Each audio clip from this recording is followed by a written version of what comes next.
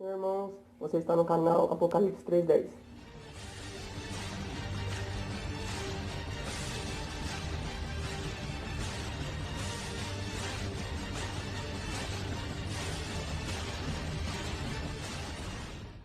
Hoje nós vamos falar de um tema que é relacionado aos fins dos tempos. Na verdade, eu queria trazer um estudo sobre a estátua de Nabucodonosor, né? Daniel, a visão de Daniel, o sonho de Daniel. Porém, aconteceu algumas coisas nessa semana que fez com que a gente mudasse o plano, né? O cronograma do estudo. Muitos de vocês já sabem o que tem acontecido, né? A guerra do Irã com os Estados Unidos, né? Não é uma guerra ainda, mas tem tudo para trazer uma guerra entre esses dois países, né? E a gente quer falar um pouco sobre esse tema, que esse tema está escrito na palavra de Deus, né?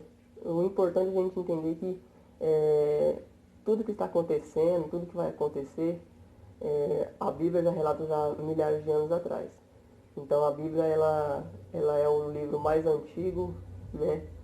Porém é o livro também mais recente, né, que a gente tem. E tudo que a gente precisa saber está na palavra de Deus. Então eu quero trazer um estudo hoje sobre o livro de Ezequiel, né, no capítulo 37, que a Bíblia vai dizer sobre o vale de ossos secos, né? E nesse fim dos tempos a gente tem que mergulhar nas profecias da palavra de Deus, nos profetas, para a gente conseguir compreender em que altura da história a gente estamos, né? Em que momento nós estamos vivendo histórico, né? Para a gente entender que Jesus Cristo está às portas, né? Então vamos lá. A Bíblia vai dizer em Ezequiel 37, né? Eu vou ler aqui uma passagem que é rápida, né? Alguns versículos, vocês já sabem da passagem, né? Que é da visão do Vale de Ossos Secos. A mão do Senhor pairava sobre mim, e mediante o poder do seu Espírito ele me conduziu até o meio de um vale aonde a terra estava coberta de ossos. Em seguida ele mesmo me levou a caminhar de um lado para o outro, e pude observar que era imenso número de ossos no vale, e que todos eles estavam mirrados e sequíssimos. Então ele me perguntou: ó filho do homem, acreditas que esses ossos secos poderão ter vida de novo? Eu respondi: ó Yahvé, soberano, só tu sabes. E ele me disse: então profetiza, pois, sobre estes ossos, e ordena-lhe: ossos secos, ouve a palavra do Senhor. Assim declara Yahvé, o eterno e soberano Deus: a estes ossos farei entrar em vós o fôlego de vida e vivereis. Amém? Deus ali ele toma Ezequiel, e é engraçado, assim, é interessante a gente entender, né, a história de Ezequiel, que foi levado cativo para a Babilônia, né, e Deus ele começa a mostrar as profecias no cativeiro babilônico mesmo, né? E ele tem as visões, inclusive essa que nós acabamos de ler, no Vale de Ossos Secos. É bom a gente entender a história, né? Que a Bíblia vai nos relatar que Israel, Jerusalém ali, ela é levada cativo pelos babilônicos por desobediência, por muitas coisas que fizeram que Deus não se agradou do que o povo dele fez, né? E ali, no cativeiro babilônico, Deus ele toma Ezequiel, né? Não só Ezequiel, mas como Daniel, mas aqui a palavra é sobre Ezequiel, e Deus ele vai mostrar essa visão do Vale dos Ossos Secos, né? Que o Vale dos Ossos Secos ali, ele quer simbolizar, ele simboliza a nação de Israel. E pela história bíblica, por aquilo que tem acontecido com o povo de Israel, com o povo judeu, nós conseguimos compreender que essa profecia do Vale dos Ossos Secos, ela já foi em parte cumprida. E eu quero mostrar para você nesse estudo, né? Que no ano 70 depois de Cristo, ali quando o general Tito ele invade Jerusalém, cerca por mais de 100 dias, ele pega os judeus e ele espalha, né, os judeus por todo o mundo, né? E você pode ver que depois do ano 70, Israel ele fica disperso. Israel fica como morta no mundo, né? Não tem uma nação, não tem o seu templo, não tem ali a escola sacerdotal, não tem mais aquela visão de um país mesmo, né? Israel ele fica desapercebido no mundo. E a gente vendo a história, a gente vendo, pesquisando a fundo, estudando a palavra de Deus e aquilo que tem acontecido, nós conseguimos entender que essa visão do Vale dos Ossos Secos é Deus mostrando para Ezequiel que a nação de Israel ela estaria em um determinado tempo no futuro desta forma, como morta, né? Como ossos secos. Que com o osso pode fazer nada, né? Que com o osso pode fazer nada. E o que Deus estava mostrando para Ezequiel é que Israel estaria num tempo futuro como uma nação que já foi um dia, mas hoje já não existe mais, né? E ali você pode ver que depois do ano 70 depois de Cristo, quando o general Tito entra em Jerusalém, como já havia dito, ele espalha os judeus. Tem alguns livros, como o de Flávio José, que vai falar que Tito, general Tito não quis fazer algo ruim contra o templo, não queria destruir o templo, porém teve algumas coisas que aconteceram, mas isso não vem ao caso aqui agora. Mas o fato é que Israel ele foi desapercebido.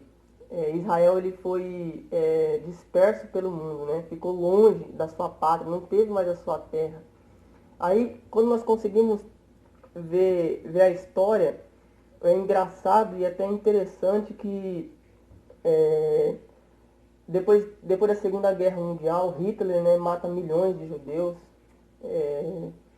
Hitler ali foi um protótipo de um anticristo. Hitler ali ele matou muitos judeus.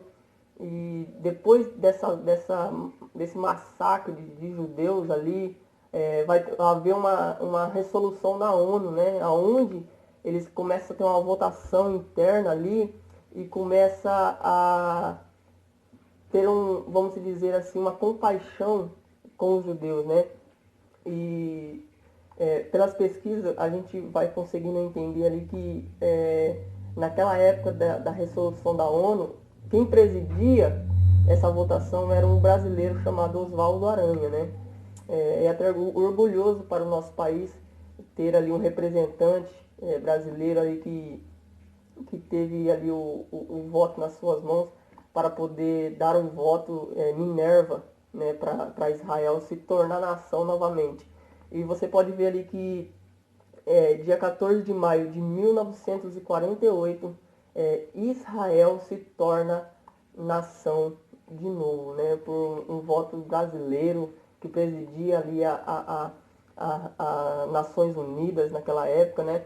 E você pode ver que agora todas as reuniões da ONU ali sempre primeiro é um brasileiro que fala, né? Ficou tão marcado isso que até os dias de hoje acontece por esse cronograma, né? Sempre um brasileiro é o primeiro a falar.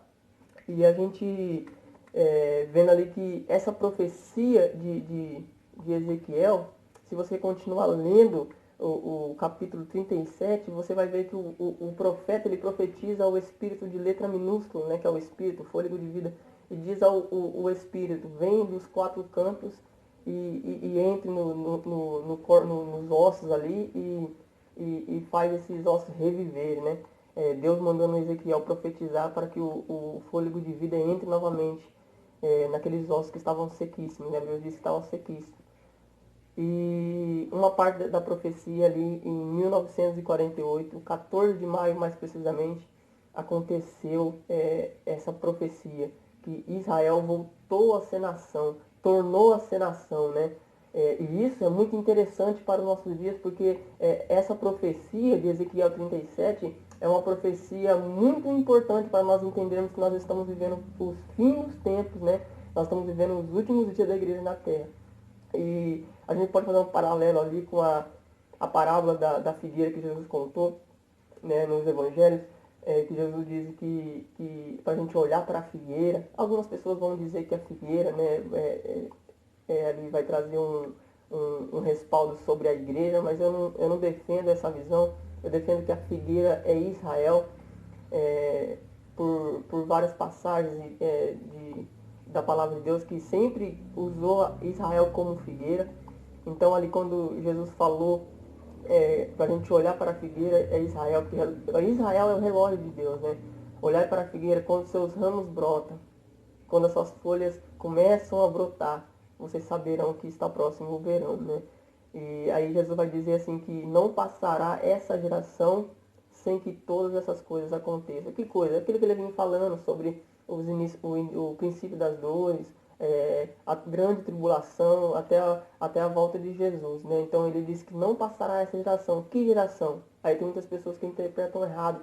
Pessoas começam a entender que a geração é aquela que estava ali falando com Jesus, dos seus discípulos, né? Só que a geração que Jesus falou naquele momento era a geração que visse a figueira brotar. Porque se a gente for parar para analisar o texto que Jesus fala ali, tudo, ele diz que a geração que não vai passar, a geração vai ver todos os sinais acontecerem, inclusive a volta de Jesus, né? Então, passou aquela geração e Jesus não voltou, então já está descartado. Então, eu acho uma maneira tão simples de ser interpretado, né, que é a geração que vê a figueira brotar. E a figueira brotou em dia 14 de maio de 1948. E eu costumo dizer que a gente somos privilegiados. Por quê? Porque quantas pessoas quiseram, né, tiveram essa vontade, nossos antepassados, nossos pais, tiveram essa vontade de estar nos fins dos tempos e esperar em vida o arrebatamento da igreja, né? E a gente está podendo contemplar, ver pelos olhos espirituais que nós temos praticamente 100% de probabilidade de ser a geração que vai estar viva para quando o arrebatamento vir buscar, quando Jesus vir buscar a igreja através do arrebatamento, né? E isso é motivo da gente se alegrar, é motivo da gente glorificar a Deus, é motivo da gente exaltar o nome santo dele, porque quantas pessoas quiserem, inclusive Paulo mesmo dizia que lá em 1 Tessalonicenses 4, né, e nós, os que estivermos vivos, vamos ser transformados. Paulo mesmo aguardava o arrebatamento, Paulo ansiava pelo arrebatamento da igreja, só que o tempo dele foi passado e o nosso tempo é hoje.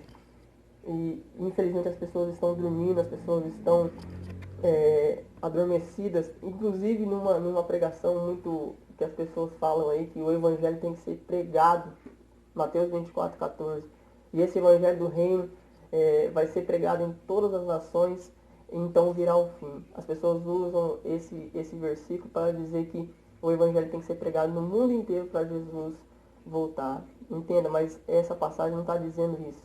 Essa passagem está dizendo sobre o evangelho ser pregado no reino milenial. É ali que vai ser pregado o evangelho para todas as nações, e então virá o fim. Ali, depois do reino milenial, que vai ser o fim, que é o trono branco, né?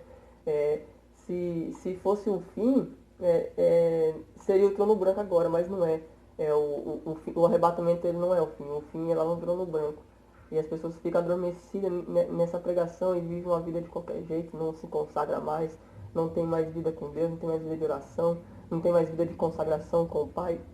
E pode ter certeza que Jesus Cristo ele vai buscar uma igreja que está com os seus joelhos dobrados.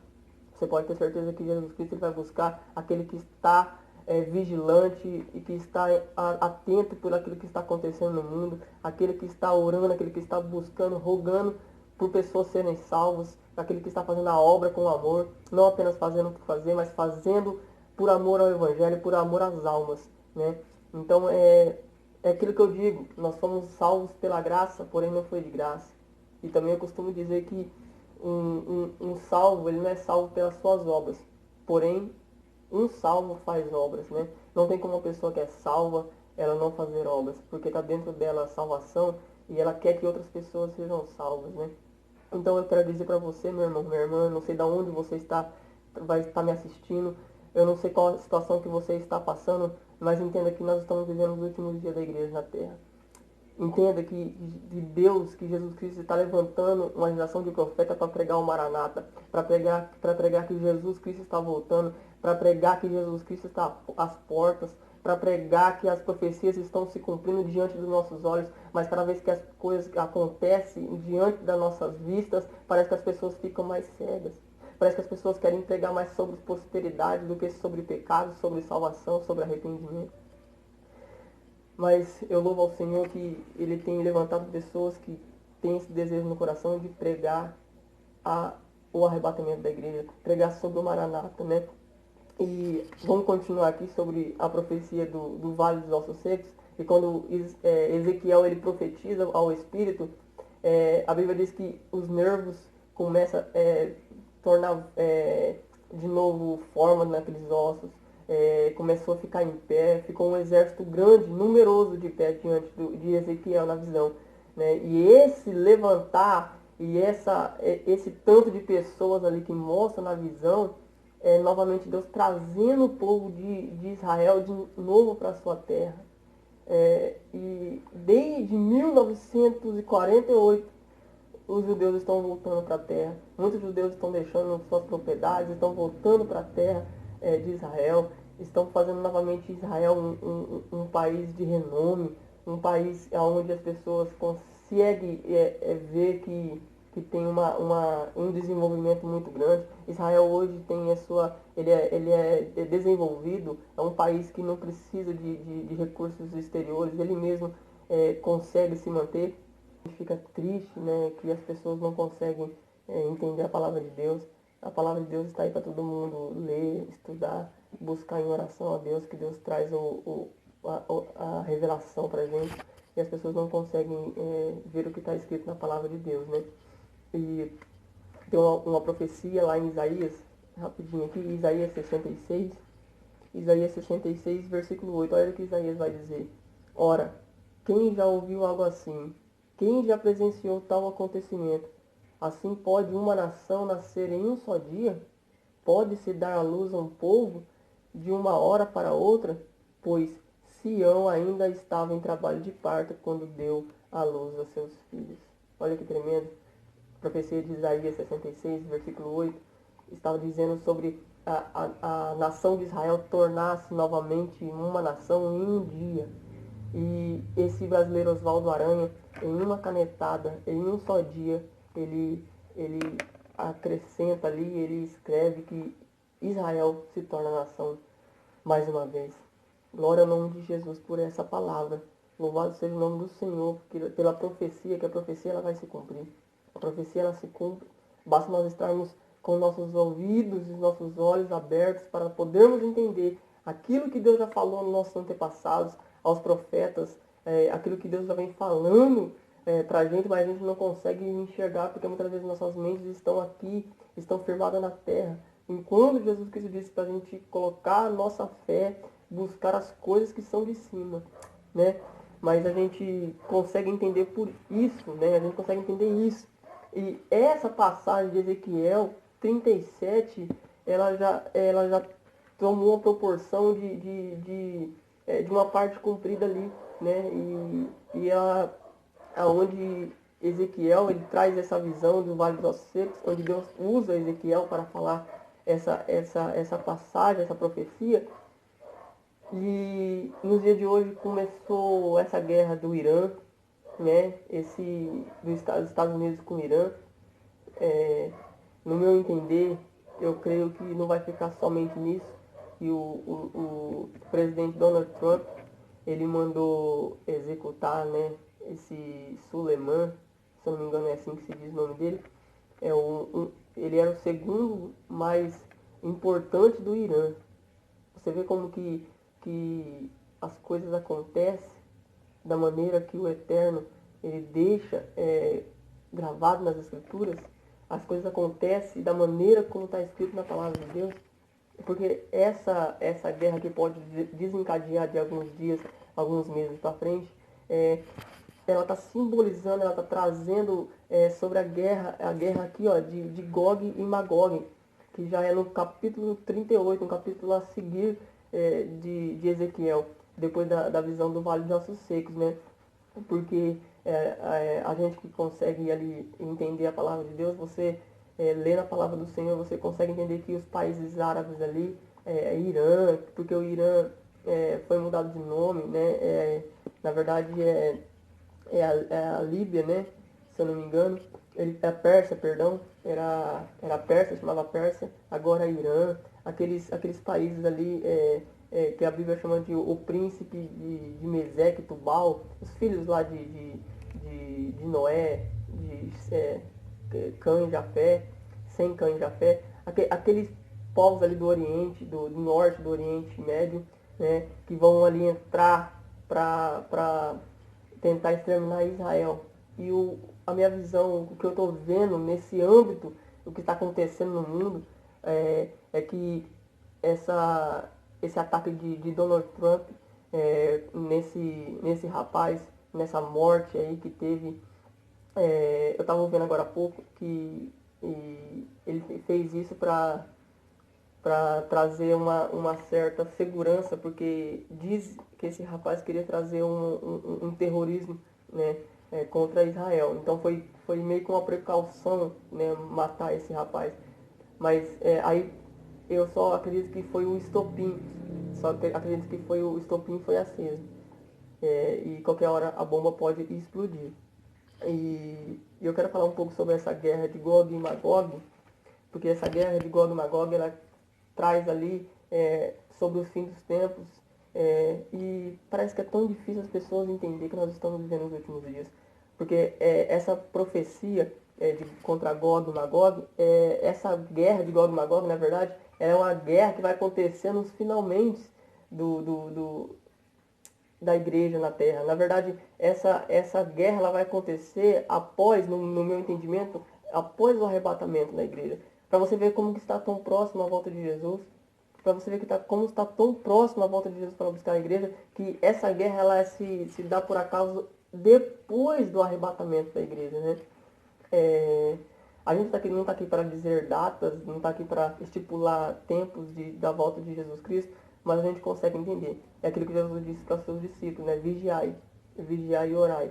Porque o vigiar, a gente está atento no que está acontecendo, a gente está atento no que está acontecendo no mundo, mas infelizmente as pessoas estão presas muitas vezes no Facebook, WhatsApp, Netflix, filme, que não conseguem ver o que está acontecendo no mundo, não consegue ali harmonizar as coisas que estão acontecendo no mundo com as profecias bíblicas. Parece que nosso inimigo Satanás ele tem cegado as pessoas não conseguem abrir os olhos espirituais para ver aquilo que realmente está acontecendo, né? E essa passagem de Gog e Magog, que a Bíblia fala sobre essa guerra, e você pode ver que nos primeiros versículos, vou ler aqui rapidamente, fala assim: E aconteceu que veio a mim esta palavra do Senhor: Ó filho do homem, volve a tua face contra Gog, das terras de Magog, o príncipe maior de Meseque, de Tubal, profetiza contra ele. Nesses termos assim diz Yahvé, o Senhor Deus: Eis que coloco-me contra ti, ó Gog, príncipe dos chefes de Meseque e Tubal. Far-te-ei que gires, fincarei os olhos em seu queixo, e te farei sair com todo o teu exército, cavalos e cavaleiros, todos eles vestidos de armaduras completas de guerra. Uma grande multidão com escudos, e grandes e pequenos, todos eles manejando espadas. Né? Aí vai falar sobre Pérsia, a Etiópia, a Líbia, são aqueles países ali que estão no norte do Oriente Médio, né? Infelizmente as pessoas perecem por falta de conhecimento. Infelizmente as pessoas perecem por falta de conhecimento. O que é o perecer por falta de conhecimento? Não é que não tem conhecimento, é que falta a busca pelo conhecimento, né? E isso pode trazer coisas ruins para a nossa vida espiritual, para a nossa família, né? E eu quero aqui trazer aqui um versículo, né? O porquê que vai acontecer essa guerra, né? Em Ezequiel 38 vai falar sobre a guerra de Gog e Magog. Por quê? Porque Israel, na verdade, Israel é protegido por nada mais, nada menos que a maior potência bélica do mundo, que é os Estados Unidos, né? E Donald Trump, ele faz uma coisa que revolucionou, uma coisa que trouxe ali uma blindagem para Israel. No dia 12 do 12 de 2017, ele muda a embaixada americana de Tel Aviv para Jerusalém, reconhecendo como a capital de Israel, Jerusalém. E isso, ali, na verdade, essa guerra, esse conflito, na verdade, começou ali. Começou ali no dia 12/12 de 2017, quando Donald Trump ele reconhece Jerusalém como capital. Né? Foi o discurso dele de campanha: em judeu ninguém toca, eu vou trazer a paz no Oriente Médio. Só que ali no Oriente Médio, o único que vai conseguir trazer a paz para aquele lugar, vai ser o anticristo, conforme a palavra de Deus diz, né, lá em Daniel, que ele firmará aliança com muitos, né, e ele vai ser na verdade, o que vai resolver, entre aspas, as coisas ali. E Donald Trump trazendo a embaixada de Tel Aviv, tirando de Tel Aviv, trazendo para Jerusalém, ele traz uma retaliação muito grande desses países muçulmanos ali, né? Porque os muçulmanos, Jerusalém é dele, para os israelitas, Jerusalém são deles, né? A gente sabe que pertence a Israel e sempre vai pertencer. Mas Donald Trump fazendo essa mudança de embaixada, os países árabes ali, os muçulmanos, eles já começam a olhar de uma forma diferente para o presidente americano, né? E já começa ali, né, esse conflito já começou ali. Com essa morte agora, e com essa morte desse rapaz, Soleiman, né? Só desencadeou aí uma guerra entre esses países. Só que o que acontece? A guerra de Gog e Magog, a Bíblia é bem clara em dizer que não estará ninguém do lado de Israel, né? A Bíblia diz que é o próprio Deus que vai intervir por Israel, é o próprio Deus que vai guerrear para Israel, né? E alguma coisa vai acontecer com os Estados Unidos, alguma coisa vai acontecer com o presidente, alguma coisa vai acontecer com a nação, que eles não vão poder ajudar Israel, né? E aonde o Israel vai ficar sozinho, aonde Israel vai ficar, entre aspas, sozinho, mas Deus vai intervir por eles, né? Agora, o porquê que eles vão querer brigar, o porquê que eles vão querer destruir Israel? Por vários motivos, eles querem aquele pedaço de terra para eles, né? Mas a Bíblia vem clara em dizer aqui, ó, no versículo 21, 38 e 21 de Ezequiel, a Bíblia vai dizer assim, ó: porque chamarei contra ele a espada sobre todos os meus montes, diz o Senhor Jeová. A espada de cada um se voltará contra seu irmão. Olha que tremendo. Quando eles começarem a entrar contra Jerusalém, contra Israel, contra o povo judeu, a Bíblia diz que Deus vai fazer com que eles mesmos começam um se matar o outro, né? Eles mesmos começam uns matar os outros com espadas, né? E continua dizendo no versículo 22, e contenderei com ele por meio da peste do sangue, com chuva inundantes e grandes pedras de saraiva, fogo e enxofre farei cair sobre ele, e sobre as suas tropas, e sobre muitos povos que estiverem com ele. Então o que acontece? Esses países vão dizer assim, não, agora a gente vai destruir Israel. Estados Unidos agora não está podendo, Donald Trump está com algum problema, né? Eu creio que pode acontecer um atentado contra o Donald Trump, ou até mesmo o impeachment, né, que ele tá tendo lá nos Estados Unidos, um impeachment lá, contra Donald Trump, ou até mesmo uma catástrofe, alguma coisa que vai acontecer e Estados Unidos não vai poder socorrer Israel. Aí esses países vão olhar e vão dizer, não é agora. Aí a Bíblia diz que até mesmo a Rússia ali vai se aliar. E você pode ver, se eu não me engano, a Rússia é a segunda maior potência que tem de armamentos bélicos, né? A segunda maior potência do mundo. Então, agora você imagine um país onde é muito, muito minúsculo perto desses países, Rússia, China, Coreia, e mais os países árabes lá, certamente ia varrer Israel, né, do mapa. Porém, a Bíblia diz que essa guerra, quem vai guerrear não vão ser os judeus, mas vai ser o próprio Senhor, né, com que vai contender entre eles, um vai matar o outro, e a Bíblia diz aqui no versículo 22 que Deus vai mandar saraiva, enxofre, né, sobre a cabeça deles, quer dizer, vão destruir eles ali com meteoros, com saraiva, com enxofre, né? E a Bíblia é até interessante, fala sobre os muitos povos que estiveram com ele, né? Assim eu me engrandecerei e me santificarei, e farei conhecer aos olhos de muitas nações, saberão que eu sou o Senhor. Então, o que eu trago sobre esse estudo, né, sobre essa passagem de Ezequiel 37 e 38, né, que a gente trouxe duas passagens em uma só. A passagem de Ezequiel 37 se cumpriu em 1947, em 1948, perdão, com um brasileiro, Oswaldo Aranha, reconhecendo Jerusalém, Israel como nação novamente, trazendo novamente aquilo que foi perdido, trazendo novamente os povos judeus para sua terra, que é por direito, né?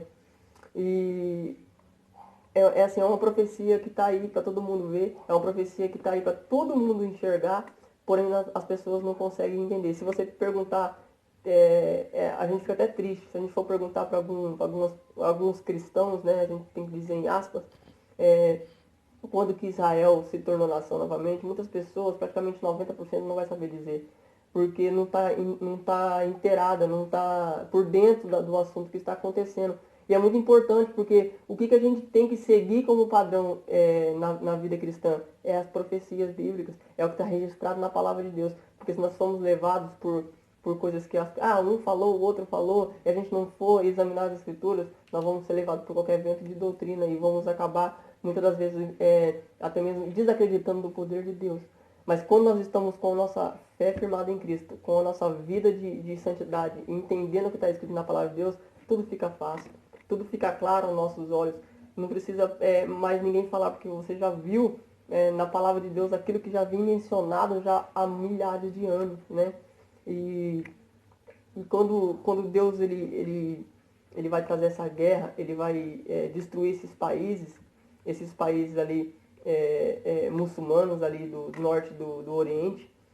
É engraçado e até legal a gente estudar sobre isso, é que Deus ele sempre está guardando Israel. Por mais que aquele povo ali rejeitou o teu filho Jesus Cristo, por mais que aquele povo ali na casa, Jesus Cristo na sua casa foi crucificado, na sua casa ali foi cuspido, foi xingado, foi maltratado, mas é um povo onde Deus ele escolheu e abençoou. E a Bíblia diz que quem abençoar Israel será abençoado, e quem amaldiçoar Israel será amaldiçoado. O que nós estamos vivendo nos tempos de hoje? O que nós estamos vendo nesses últimos dias? É o maior cenário apocalíptico de todos os tempos. Nós estamos vivendo o Apocalipse. O Apocalipse está diante de nossos olhos. Nós estamos vivendo um tempo onde nós temos 100% praticamente de ser a geração que vai presenciar a volta de Jesus Cristo. Nós temos praticamente 100% de presenciar, infelizmente, aqueles que não estão de acordo com a palavra de Deus, o anticristo e passar pela grande tribulação. E eu quero dizer para você que o que Jesus Cristo ainda ele conta com pode ter passado por algum momento de indagação, dizendo será que eu continuo, por até mesmo por palavras que vêm ser lançadas contra você, contrárias, que te desanimou, te deixou para baixo. Mas eu quero dizer para você olhar para Cristo Jesus, porque Ele é o consumador da tua salvação. Olhe somente para Cristo, continue, não deixe que outros falem, que o que os outros falam não te traz nada, não vai acrescentar nada à tua vida. Se você não tem o reconhecimento dos homens, não tem importância disso. Você tem que ter o reconhecimento de Deus, porque Ele está vendo aquele que está fazendo a obra com vontade, né? Ele não se importa se você tem um microfone na mão para pregar, não se importa se você tem a oportunidade para pregar em alguma igreja, em algum congresso, não se importa. Prega para os seus amigos, prega na sua escola, prega no seu trabalho, porque você não precisa de um microfone para pregar, para dizer que Jesus Cristo está voltando. Então que Deus coloque dentro do teu coração esse desejo de pregar uma maranata, de pregar a volta de Jesus está próxima, que a trombeta vai soar a qualquer momento. E eu quero dizer para você que tá vivendo uma vida de qualquer jeito na presença de Deus, ei meu irmão, Deus está te dando a oportunidade de você colocar a tua casa em ordem, a tua família em ordem, porque a qualquer momento a trombeta vai soar. Aleluia por isso, né? Eu louvo ao Senhor que Ele tem colocado dentro do meu coração esse desejo do Apocalipse, da volta de Jesus. Não que aqui no canal a gente não possa falar de outras passagens, sim, eu inclusive vou falar de algumas outras passagens, mas o foco primordial é aquilo que nós estamos vivendo. É aquilo que nós estamos vivendo, porque parece que pregar sobre a volta de Jesus, sobre o arrebatamento, traz menos ibope. mas nós não temos que estar preocupados se a gente vai alcançar o máximo de pessoas por ibope, não. A palavra de Deus é bem clara, ela mesma ela é capaz de transformar as vidas. A palavra de Deus ela é suficiente, é capaz de alcançar os corações. Então nós não temos que olhar somente para a quantidade, mas sim dizer que Jesus Cristo está voltando. Eu conto com você, meu irmão. Eu quero ver você no céu. Eu quero subir junto contigo. E que você possa meditar nessa palavra.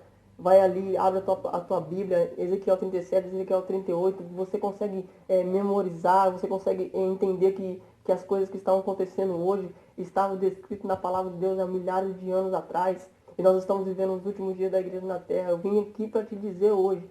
Deus está me usando para te dizer que na tua família, na tua casa, ninguém vai se perder. A tua família vai ser salva. Se você dobrar o teu joelho e clamar pelos teus, eles vão ser salvos. Que Deus te abençoe, que você tenha uma semana abençoada e que você possa viver em vigilância. Porque é isso que Jesus Cristo deixou pra gente. Vigiai e orai.